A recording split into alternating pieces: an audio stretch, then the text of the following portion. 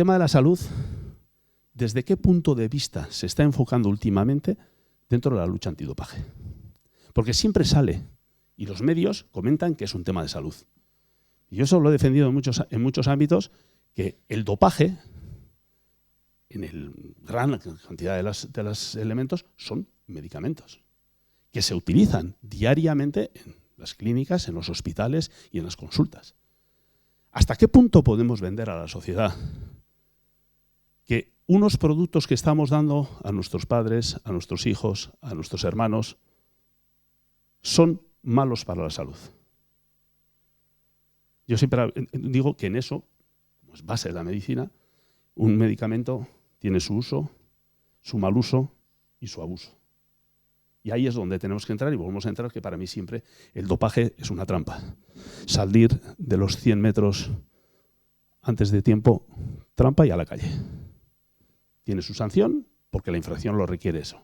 Ese es un poco el primer planteamiento. Ir dándole una vuelta y a ver cómo lo planteéis. Luego ya iremos comentando más cosas. ¿Quién empieza?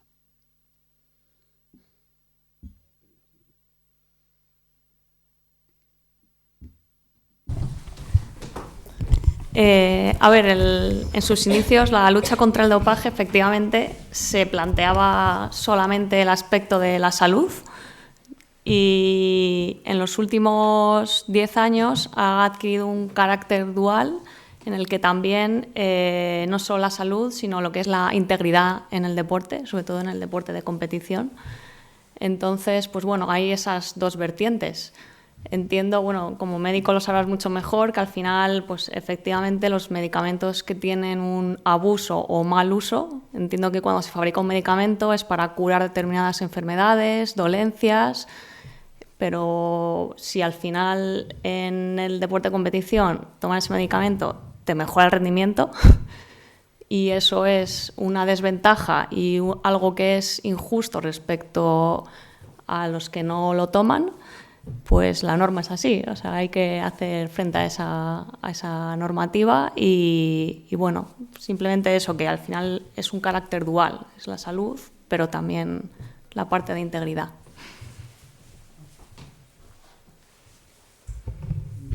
Yo creo que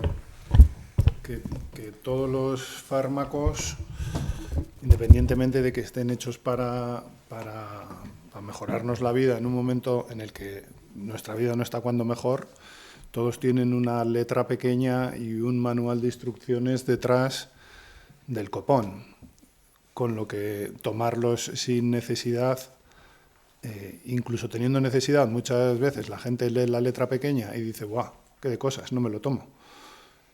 Tomarlo sin necesidad pues no es gratuito. Y luego, por otro lado, está el uso de esos fármacos. ¿Cómo son? Sabemos que muchos de los fármacos son utilizados en unas dosis, en macrodosis.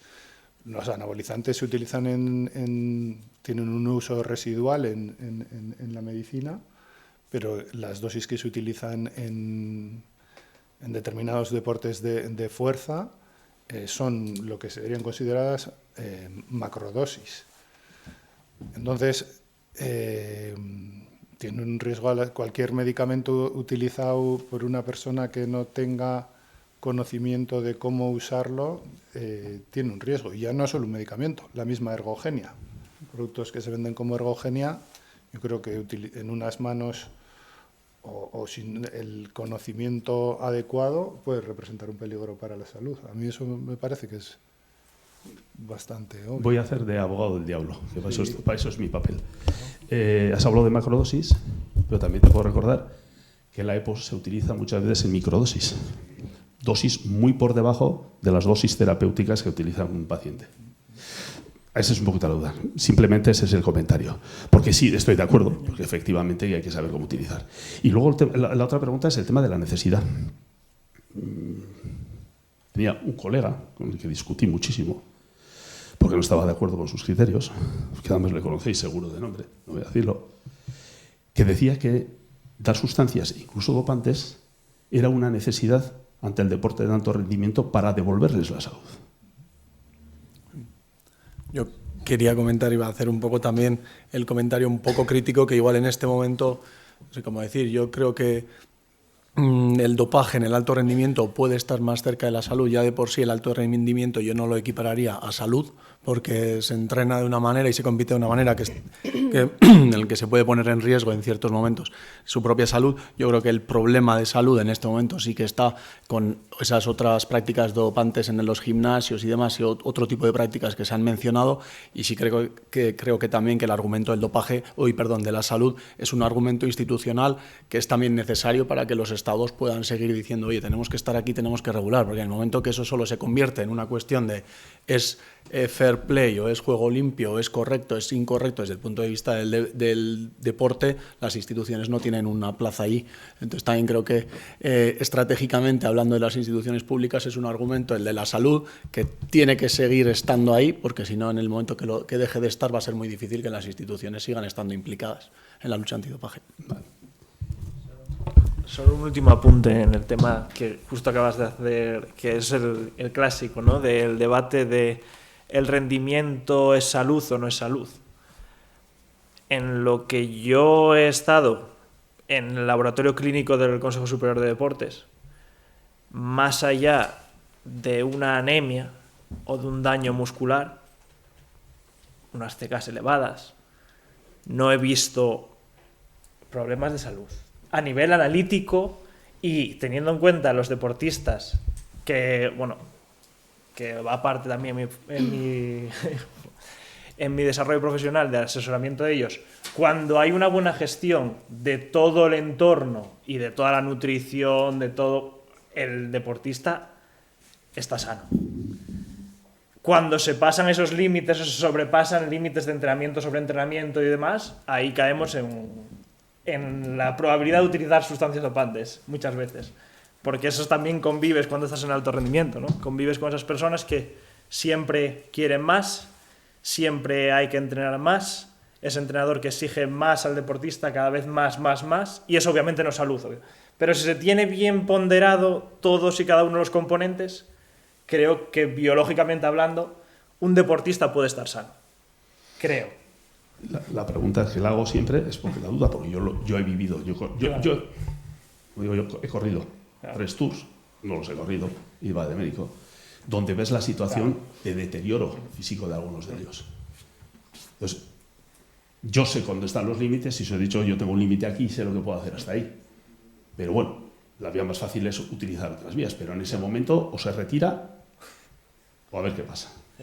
Sí, yo suelo apuntar lo que has dicho antes de que un deportista te haya dicho que necesita consumir sustancias dopantes para seguir en el deporte. Yo eso lo traduciría a adicción, y eso creo que es más un problema de salud mental que de salud fisiológica, y creo que la salud mental también entra dentro del concepto de la salud del deportista. Estamos hablando aquí de salud de términos físicos, pero al final también psicológicamente también tienen que estar sanos y bien. Yo solo un apunte cortito. Lanzaría la cuestión. ¿Las cargas que lleva la competición van acorde a la fisiología o capacidad del ser humano para llevarlas a cabo? Ahí es donde está el punto. Ahí yo iría a ese debate más, ¿no? Esa discusión la tuve, yo creo que la primera vez del año 96. Y quizá que estabais todos por el año 96, pero Borja, que es un poco más mayor, más cercano a mí, pero no tanto. Claro. Vamos a seguir por esa línea un poco, porque uno de los temas que tenía, y que un poco para Elena, que ha tratado el tema un poco de ese punto de vista, y creo que también, es un poco el tema de la personalidad. Ha salido últimamente algunos artículos sobre la personalidad de ego, que es la que un poco va centrada en esa gente que necesita ganar a costa de todo, donde le importa lo que sea y cuáles son los medios para ganar. Y me ha llamado la atención en tu tesis que muchos opinaban que es necesario o que es indetectable, eran los dos planteamientos, un 77,2% de los deportistas decían que era indetectable, el 93% de los entrenadores, me ha llamado mucho la atención también esa diferencia, y que luego que no es necesario, sería en el 66,6%, pero me llama la atención todo ese porcentaje, porque es un tercio de deportistas que consideran que pudiera ser necesario en un momento determinado. Sí, efectivamente, resumiendo a nivel general resultados, las actitudes y la susceptibilidad al dopaje eran negativos, pero pero es verdad que el porcentaje de que respondieron a que sí que consideran necesario era, pues bueno, al final estamos hablando de personas, entonces es elevado y hay que tenerlas en cuenta, y de ahí está que precisamente esos deportistas o esos entrenadores que tienen esas actitudes positivas hacia el dopaje, pues son los que en determinadas situaciones que se les puedan presentar, pues por los diferentes factores en su contexto, pues que puedan llegar al final a esa conducta dopante. Entonces sí, son valores realmente preocupantes. Luego, añadiendo o uniendo a eso, el porcentaje de positivos o de casos detectados, vamos a hablar de por lo menos de resultados adversos, que luego ya veremos en su caso si todos son positivos o algunos tenían en su caso un auto o lo que sea, pues veríamos, baja mucho. La diferencia entre los que serían susceptibles y la diferencia de los que luego realmente se detectan, hay un gran salto. ¿A qué consideras que es o a qué consideráis que es? No. El tema ha sido tuyo inicialmente y... Sí, bueno, al final una cosa es tener probabilidad de caer en la trampa del dopaje, y otra es ya la conducta dopante, es decir, de realmente realizar ese acto. Y entonces, de la primera fase a la última, pues efectivamente hay un mundo y hay un montón de situaciones que se pueden presentar.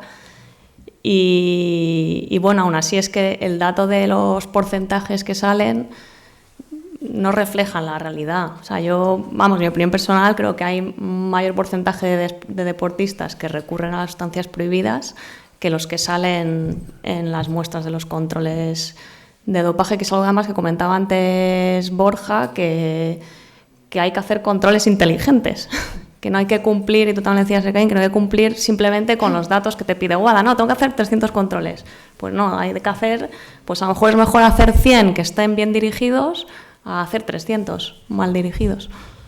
Y de ahí ese decalaje Yo quería añadir también que me ha gustado mucho, hemos hablado en la comida también con Elena de la investigación, es un poco la línea que toma WADA, ¿no? Este punto de vista un poco psicosocial, más cercano igual a la psicología que a la sociología, de detectar perfiles de personas vulnerables o con cierta vulnerabilidad hacia la práctica dopante, pero como bien decía Elena luego, eso no significa que esas personas se vayan a dopar, ni que las personas que en principio no se consideran como vulnerables luego en un momento puedan doparse, ¿no? Y tuve la suerte de participar en una investigación muy interesante en Francia, que ya se estaba terminando cuando entré yo en el grupo, que planteaba, en vez de desde un punto de vista psicológico, más bien un punto de vista sociológico y de trayectorias deportivas, con la intención de decir, hombre, un deportista tiene una trayectoria muy larga y creemos que puede haber momentos clave en el que ese deportista pueda ser más vulnerable. Por ejemplo, como adolescente puede ser mucho más vulnerable a la presión de su entrenador,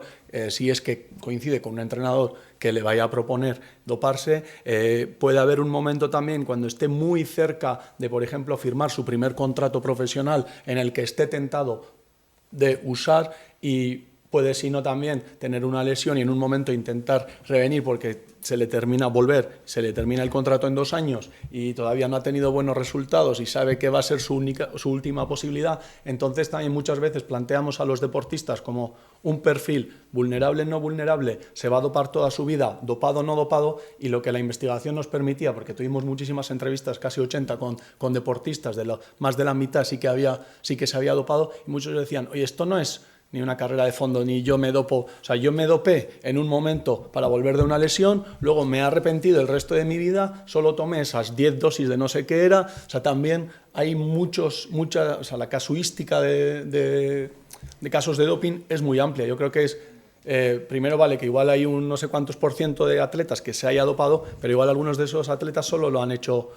en unos periodos del año, algunos una única vez, quiero decir, en un único periodo, otros una única vez, y claro, además la agencia antidopaje tiene que estar ahí en ese momento justo para pillarlo, también es complicado. Entonces yo creo que eso también explica en parte la gran diferencia. Obviamente también podemos criticar los métodos y otras cosas, pero yo creo que ahí también hay que tomar en cuenta todos esos factores, ¿no?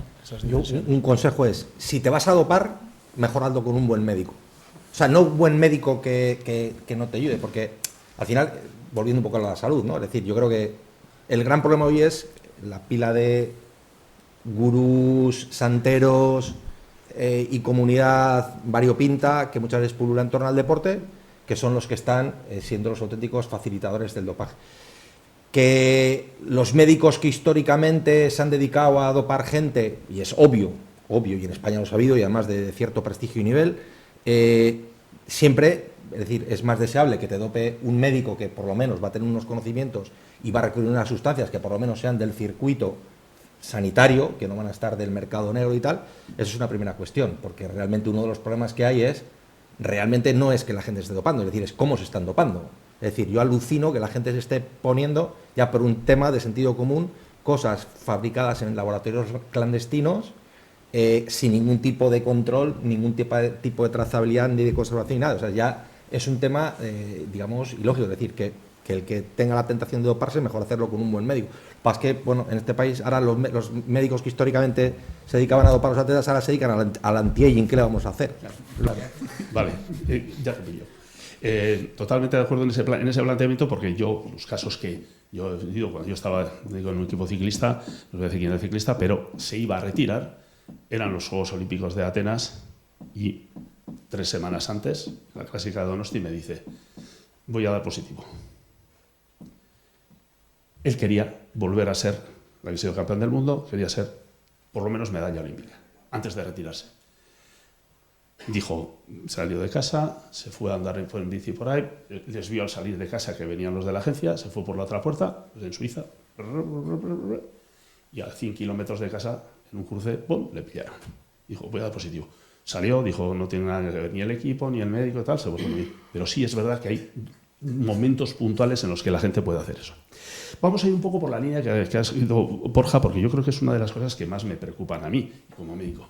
Y es efectivamente la cantidad de gente que está utilizando sustancias fuera de lo que yo llamaría el circuito deportivo.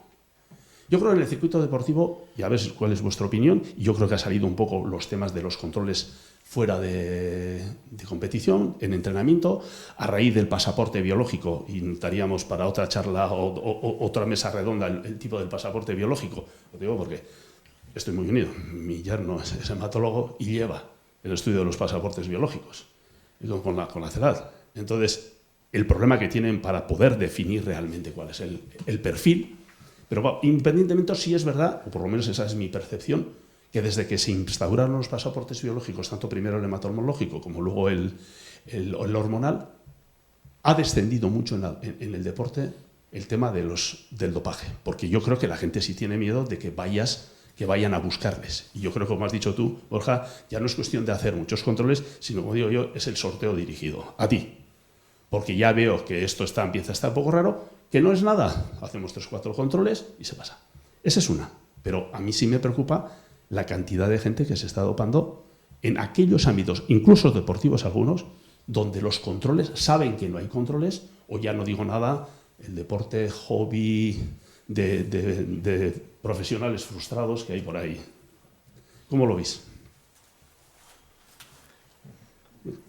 Bueno, yo solo soy médico del deporte y la verdad es que solo he tenido una experiencia en ese sentido, o sea, una persona que vino a pedirme que le dopara y era un chaval que iba a un gimnasio del pueblo, vino con su madre.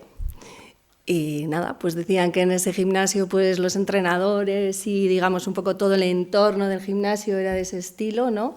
Tomaban sustancias dopantes, anabolizantes, bueno, etcétera, etcétera. Y claro, ni siquiera eran conscientes del peligro que eso suponía, ¿no? Quiero decir, él era menor y venía con su madre a la consulta para que un médico, bueno, en eso bien, ¿no? Por lo menos, quiero decir, no compraban clandestinamente, ¿no? Venían a la consulta a que un médico le facilitara eso, ¿no? Y yo, bueno, intenté explicarles pues, las consecuencias que podía tener, evidentemente me negué, pero bueno, que lo que me sorprende es que fuera en ese entorno, ¿no? Yo lo que quiero decir es algo que hemos estado además comentando antes en la comida, y es que yo creo que todos, cuando hemos sido pequeños en el colegio, hemos recibido educación frente a los riesgos del tabaco, del alcohol, las enfermedades de transmisión sexual. ¿Se está recibiendo este tipo de educación respecto a los riesgos de estas sustancias, sobre todo los anabolizantes? La respuesta es no. Ni siquiera en los grados de CAFID ahí se forma a los futuros personas que se van a dedicar al mundo del deporte en esto. Y a ver, ¿qué se iba a decir? Que se me ha ido el santo al cielo. Bueno, efectivamente que en mi investigación había una pregunta sobre estos conocimientos, tanto en atletas como en entrenadores, y es que, sobre todo los deportistas, es que no tenían ni idea de los riesgos del consumo de estas sustancias. O no sabían o pensaban que no había ningún riesgo. Entonces, bueno, esto es, a día de hoy creo que el consumo de anabolizantes en gimnasios es como la droga del siglo XXI. O sea, se consume mucho y no se está abordando el problema. De ahí que sea un problema de salud pública. Yo creo que, como estamos hablando de dopaje en el deporte, pues quizá queda un poco fuera del ámbito, que es más en un ámbito, como has dicho antes, de la salud pública, más que de ese tema, porque claro, esto es un tema de reglamentación y un tema de control. Pero eso puede contagiar esa creencia social, porque también no tenemos que olvidarnos que un deportista no está exento de estar en su sociedad. Y salir de juerga y utilizar cocaína, como suele decir mi hijo, no vayas al váter, ¿verdad? Porque igual encuentras unas líneas allí que no sabes lo que es, o se están tomando unas pastillas, y eso está admitido socialmente. A mí me preocupa mucho, y un poco desde el punto de vista ya de la reglamentación de la WADA, y escribí además un artículo en el que criticaba un poco eso de que se llamasen drogas sociales. Que la cocaína sea una droga social y que tenga menos importancia que un chaval con una efedrina de positivo. Entonces, ¿hasta qué punto esa visión social de que eso no es un problema y es una forma, además, de pasártelo bien, de disfrutar, incluso de conseguir esas masas musculares, etcétera, nos puede volver otra vez a ese concepto del dopaje para obtener? Alguien ha dicho antes que no es, y no sé si has dicho tú, Elena, o quién ha dicho, que no es por dinero o fama, pero por alguna razón será. Bueno, en el deporte de competición, el estudio que yo hice, que era en concreto en España, no lo hacían por dinero o por fama, era para mejorar su rendimiento. En el deporte de competición, el deportista que se dopa principalmente es para mejorar su rendimiento, para a cambio pues conseguir lo que pretenda conseguir. Pero no es una forma indirecta de conseguir o fama o dinero, o las dos. Hombre, sí, indirectamente sí. Claro, pero él lo hace pensando en que quiere mejorar su rendimiento deportivo. Y bueno, no sé cuál era la pregunta. No, eso, lo que puede influir todo eso en lo que la sociedad está percibiendo. Cada vez hay... O sea, antiguamente yo siempre solía decir que el problema del dopaje es un problema de la sociedad. No solo es un problema del mundo deportivo. Pero es que ahora cada vez más la utilización de sustancias por juerga, o porque a la noche he estado de juerga y luego tengo que trabajar, o por no sé qué, eso está incluso asumido socialmente. Y también está... Otra cosa es que esté permitido y que si te pillan esto, pero tú dices a la gente, yo me tomé unas strip o unas estas o unas rayas, y nadie le va a decir, joder, todo tal. No lo van a crucificar. Y sin embargo, igual ha dado positivo por efedrina y lo crucifica a todo el barrio. Hoy, o sea, lo mismo que las drogas de uso recreativo, el consumo se ha normalizado y la aceptación del consumo también se ha normalizado. Yo creo que este tipo de sustancias encaminadas a mejorar la imagen se está normalizando cada día más. Hasta tal es el punto de que si entráis en el Marca de hoy, tenéis un actor de una teleserie de éxito en una plataforma de estas de la tele que defiende el consumo de testosterona y hormona de crecimiento. Sale hoy en el Marca, en un artículo. Hoy no lo he leído, lo leí ayer. No sé deciros cuál es la serie porque no soy muy de ver series en la televisión. Pero bueno, te quiero decir que hasta que públicamente un actor, porque dice que la serie va a tener 15 temporadas y él no es capaz de mantener el estatus, el estado físico ese durante las 15 temporadas que va a durar la serie. O sea, eso es un signo inequívoco de que... Pero no es trampa. No es trampa. Quería decir un poco hasta qué punto se está normalizando, como ha dicho Iñaki, el consumo de estas sustancias encaminadas a la imagen, no a la trampa deportiva. Es decir, que también va a haber casos en los que sea trampa en la sociedad, yo que sé, para opositar para Ertzaina o bombero, que necesitas pruebas físicas, incluso para entrar en este grado. También es trampa. Sí, también es trampa. Las bases Pero y los exámenes cada vez más también que hablan de doping cognitivo, en esto no solo ya con un objetivo de un concurso, sino de ya poder rendir, de ser hiperproductivos como se nos exige, y que pues aquí no debe, bueno, yo al menos, aparte de la cafeína, no conozco así muchos compañeros que abusen, pero al parecer tengo compañeros con los que estamos preparando pues algunas charlas de este tipo sobre el doping online y tal, y uno de ellos seguramente a final de año sea sobre microdosaje y tal, pero para sustancias que mejoran el rendimiento cognitivo, y debe haber una barbaridad en Estados Unidos, en Canadá, en Australia, me dicen que todos los compañeros toman, que algunos anfetas, que no sé qué. Mi madre ya decía que en su época alguna día tomó para estudiar toda la noche sin saber ni qué era la anfetamina, ni qué pastilla, pero... Centraminas. Pues ¿Querías decir algo? No. No, se me ha ido un poco. Ya me vendrá, pero era un poco sobre eso, sobre el uso de las sustancias. A mí siempre me llama la atención en este tema, es hasta qué punto la sociedad está implicando en jóvenes. Y antes ha salido un momento lo que se llega en la gente más joven, en la gente que sería un tema de salud pública, que ya vengan de la publicidad de las bebidas estimulantes. Tema que ha salido en la prensa, porque en Galicia se ha intentado prohibir la publicidad. Todas estas sustancias donde entienden que utilizar eso es lo más normal del mundo. A ver.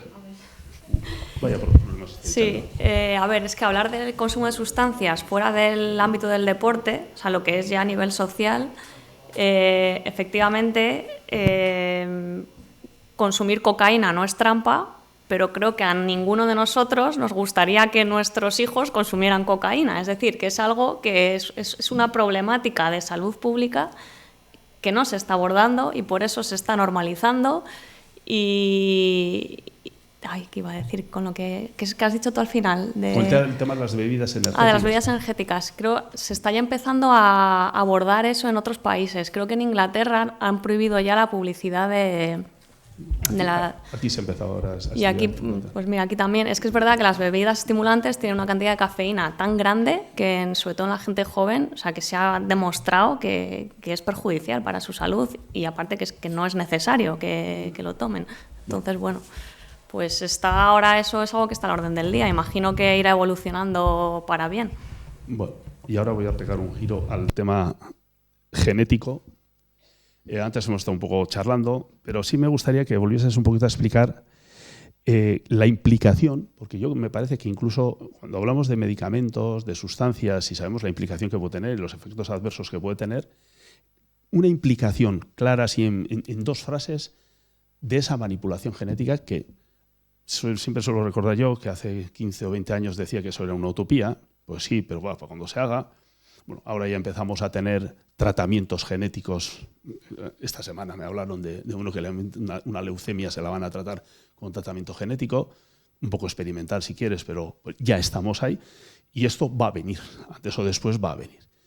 ¿Qué implicaciones reales en el organismo tiene ya lo que son los CRISPR, las tijeras genéticas, o bien la microARN?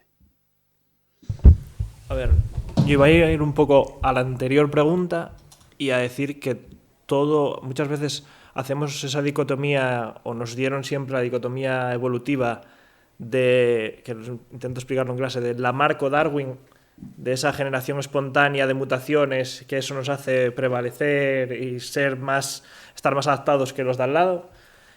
Y Lamarck parecía el malo, ¿no? Que no, eso de que te adaptas durante la vida no existe. No. Es Lamarck malo, Darwin bueno. No. Estamos en el medio. Entonces, todos y cada uno de los actos que hagamos durante nuestra vida pasan a nuestra descendencia también. porque la epigenética se modula.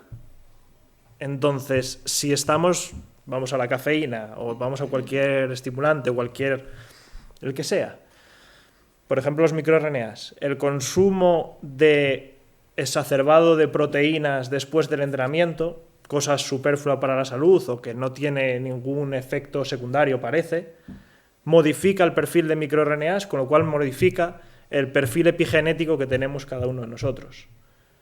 Con lo cual eso va a tener unas consecuencias hereditarias y va a modificar lo que venga después.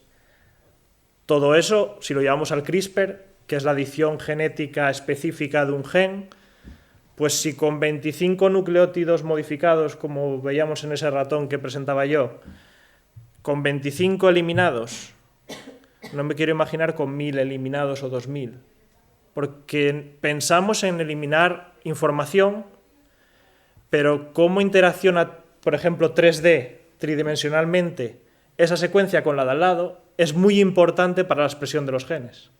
Entonces, hay que tener muy claro que lo que se va a eliminar es específico, y yo iría, y lo que va más la tendencia ahora en farmacología genética, por así decirlo, es a la inhibición específica de algo periódicamente que se puede activar e inactivar. Ahí es donde hay más futuro, porque tú no interfieres directamente sobre la expresión, no interfieres directamente sobre la secuencia, como el CRISPR, sino interfieres en una expresión específica. Por ejemplo, inhibir el MIR29, ya que estaba hablando de ese ejemplo, inhibir el MIR29 para patologías como el Alzheimer, o aumentarlo, sobreexpresarlo. Eso puede tener sentido, porque son utilizar las herramientas biológicas con un fin de un tratamiento.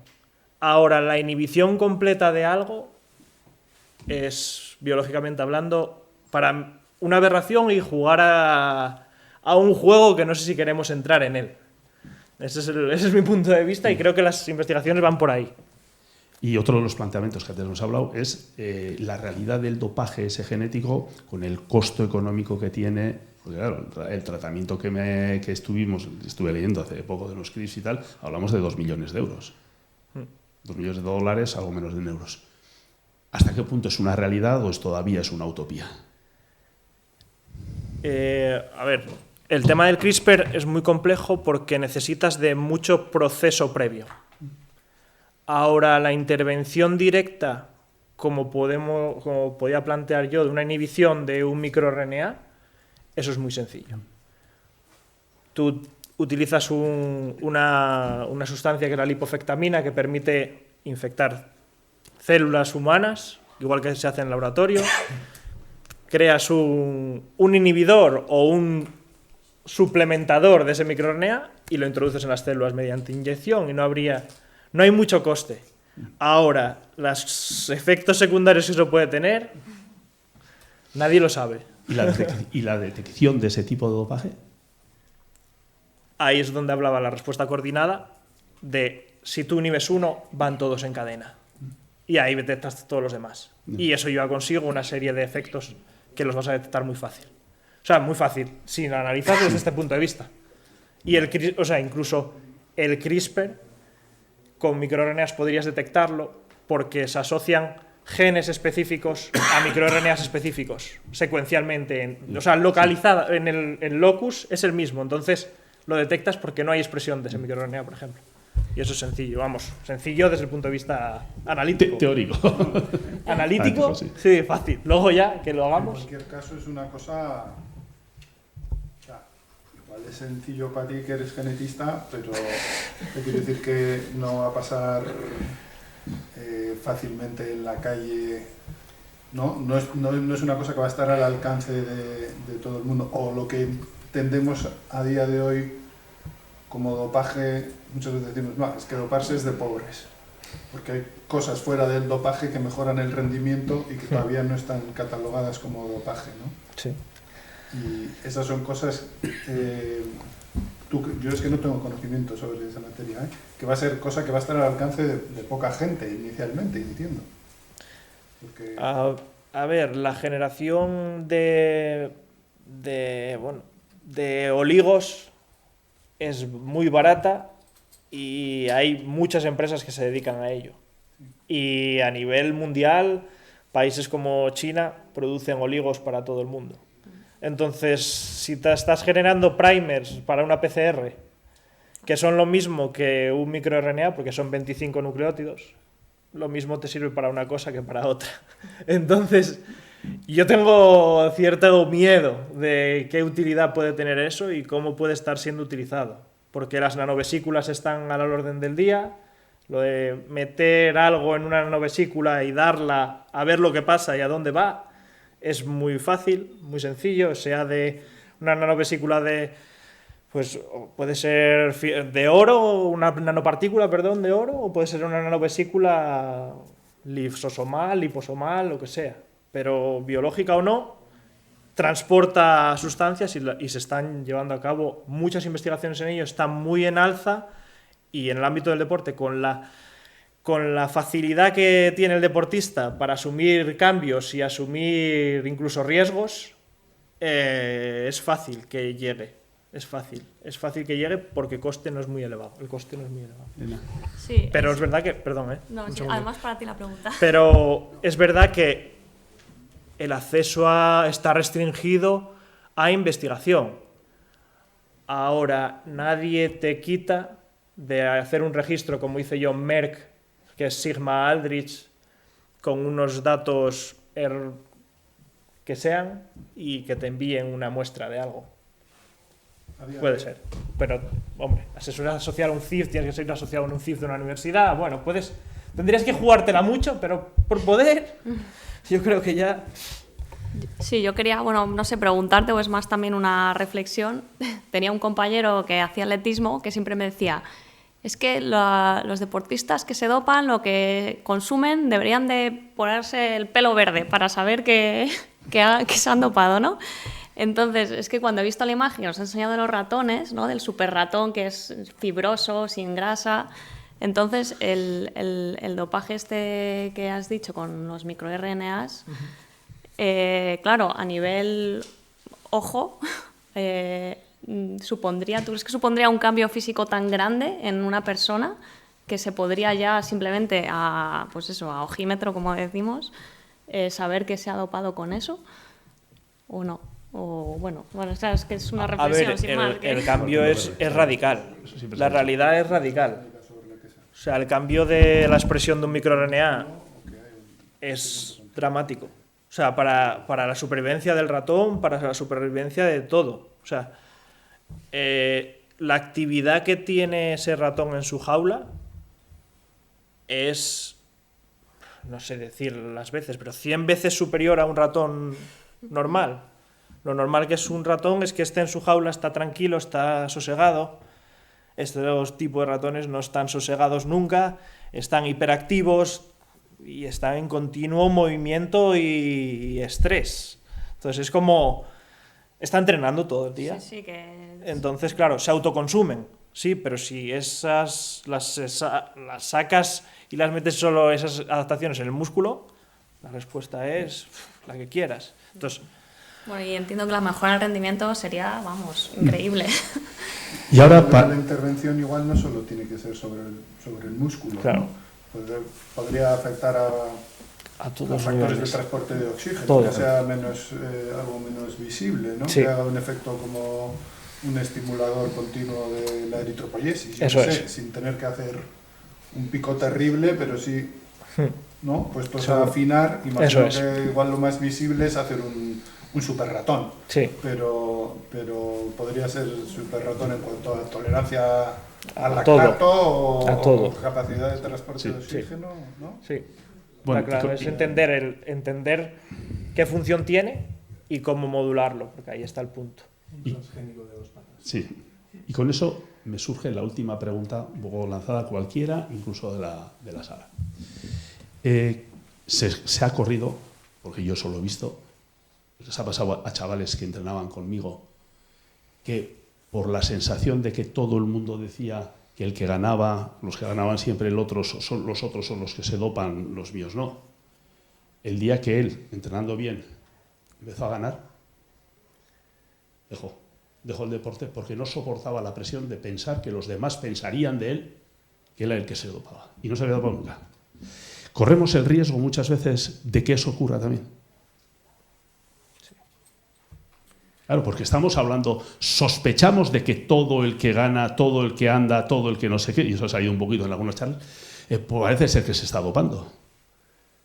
Entonces no confiamos en que nadie corra limpio, nadie juegue limpio, nadie... Pero la sospecha va a estar ahí, o sea, eso es una cuestión...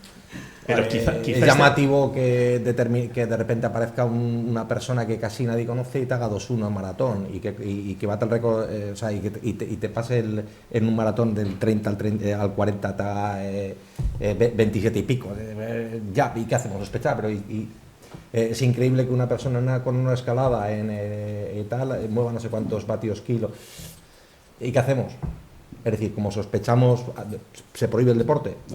No, pero estoy diciendo desde el punto de vista de cómo opinamos nosotros también. Bueno, pero si la opinión es sana yo estoy aquí como un poco científico. Sí, pero que no pasa nada, que la gente sospeche... Si se le ha pillado, positivo. Si no se le ha pillado, no es bueno, positivo. pero no pasa nada. El que la gente sospeche de una teta no pasa nada, es inherente a la condición humana. Es decir, yo también, si veo a alguien en la sociedad que de repente su estatus empieza a subir, pues puedo llegar a pensar que está haciendo determinada, digamos, actividad que pueda ser tal. Yo... No sé, es decir, que la gente sospeche no es nada. Y si alguien no aguanta la presión, pues si no aguanta la presión es que no está preparado para el deporte de alta competición. Punto, ya está. Pero es que no sé. Es decir, es normal. Es decir, no podemos privar a la raza humana de que piense que alguien que está obteniendo un resultado absolutamente desproporcionado o inacceptable se esté dopando. Es lógico, oye, si se está dopando, para eso está el sistema, ¿no? No solo estoy hablando del que extraordinariamente un día hace un resultado, sino gente que está ganando, que está ahí. Y estamos todos sospechando que tal ciclista seguro que se está dopando porque está ganando todas y vaya capacidad tiene. ¿Y qué hay de malo? Yo creo que desde es normal que se piense. Pero creo que desde el punto de vista científico y no de charlas deberíamos de frenar un poquito ese tipo de opinión. No, pero me es muy complicado entrar en la mente de la gente para pensar cuando el background o el histórico es el que es. Cojamos los históricos en ciclismo del Tour de Francia, cojamos los históricos de las pruebas de 100 metros lisos en atletismo. O sea, el histórico, o sea, venimos donde venimos, hemos hecho lo que hemos hecho. Nuestros antecesores nos han situado donde estamos. Entonces, tampoco es normal que la gente dice, hombre, si el ganador del Tour del año no sé cuánto cayó, el del siguiente cayó, el siguiente cayó, el siguiente cayó, y el que está ahora está batiendo sus registros y sus marcas, hombre, me va a generar cierta desconfianza. Bueno, pero eso es asumir la realidad, y eso no nos tiene que... ¿Qué hacemos ante eso? Decir a la gente, no pienses eso, pues tendrá que pensarlo. Y es normal que lo piense, pero no me parece malo que la gente lo piense. ¿Cómo lo veis? Yo decía que era curioso porque, por ejemplo, Armstrong en su defensa, uno de los argumentos que usó, no en su defensa contra las alegaciones de dopaje, Armstrong cuando salió, cuando admitió el dopaje y demás, US Postal, por ejemplo, le metió una denuncia pidiéndole 100 millones en términos de compensación por la mala imagen que le había causado y la parte de defensa de Armstrong, creo que al final, de hecho, creo que negociaron y no sé si pagó 5 millones o cómo quedó el tema. Pero una de las partes de la defensa de Armstrong fue eso, ¿no? Presentó los ganadores de los Tours donde no había ganado él o el top 10 de los Tours donde ganó él, decía, mira, positivo, positivo, positivo, positivo, positivo, positivo, como diciendo, bueno, US Postal ya sabía lo que había, ¿no? Yo no sé, a mí ese argumento siempre me ha parecido un tanto, no sé, peligroso, porque también por un lado tienes el hecho de que, nunca vamos a poder disfrutar un poco de un evento deportivo sin esa sospecha, pues puede que nunca lo podamos hacer, pero por otro lado pensar siempre, están todos hasta arriba y, oye, tampoco no inviertas en deporte, porque al final si estás invirtiendo en ciclismo, es esto lo que te vas a encontrar. Yo creo que también eso es una imagen que poco a poco hay que cambiar y que de hecho que poco a poco está cambiando, pero sí que es verdad que, como dice Borja, venimos de donde venimos, igual se necesitarán años de trabajo serio, hombre, el pelotón de ahora claramente no es el de hace 20 años, igual el de dentro de 20 años no será el de ahora tampoco, yo creo que es... O sí, no lo sabemos. Sí. Que no se sabe. Es que paso está el sistema. O sea, una última solo en relación con esto y dándolo un poco en positivo. Que es verdad que el pelotón de ahora no es el mismo, los deportistas no son los mismos y el control que hay es muy grande del entorno. E incluso que yo digo que estamos hablando de que los microRNAs se pueden modificar exógenamente, pero con un buen entrenamiento, una buena nutrición, cosas todo legales y correctas hechas, un buen manejo de las cargas de entrenamiento, el perfil que hemos visto es que puedes mejorar el rendimiento que se hacía anteriormente. Igual que Jordan, cuando me dio clase, nos hablaba de cuánto tiempo se predecía a partir de una prueba de esfuerzo, cuánto tiempo podía hacer ese deportista en la maratón y predecir esos rendimientos. Ahora, con modelos biológicos, basados todo en parámetros biológicos, podemos predecir rendimientos mejores de los que había, pero porque tienes conocimiento de cómo modularlo de manera natural, obviamente, con un entrenamiento bien diseñado, con ver la adaptación que produce ese entrenamiento realmente biológico sobre ese deportista, individualizarle todo. Entonces, los microRNAs pueden tener la parte mala de poder modificarse, pero pueden tener la parte muy buena de ser un analito que nos permite decir cómo te estás adaptando biológicamente al entrenamiento que estás haciendo y a la nutrición. Entonces, bienvenido sea la epigenética y todos los datos que tengamos, vamos. Vamos a darle la vuelta a la tortilla también, ¿no? Algo positivo, que si no, estamos aquí hundiéndonos solo en la sociedad. Bueno, pues yo creo que ya va siendo hora que cerremos. Me han dicho que a menos cuarto y nos hemos pasado en 6 o 7, 8 minutos. También es verdad que yo creo que tenía hora y cuarto de charla de mesa redonda y hemos aprovechado solo 45. Agradeceros a todos la asistencia y a todos vosotros también. Y ahora hay un pequeño resumen de lo que ha sido la charla, o no, al final no se va a hacer. Yo creo que ya hemos resumido bastante. Se va a hacer una nota de prensa. Por tanto, aquí terminamos. Muchas gracias a todos por venir.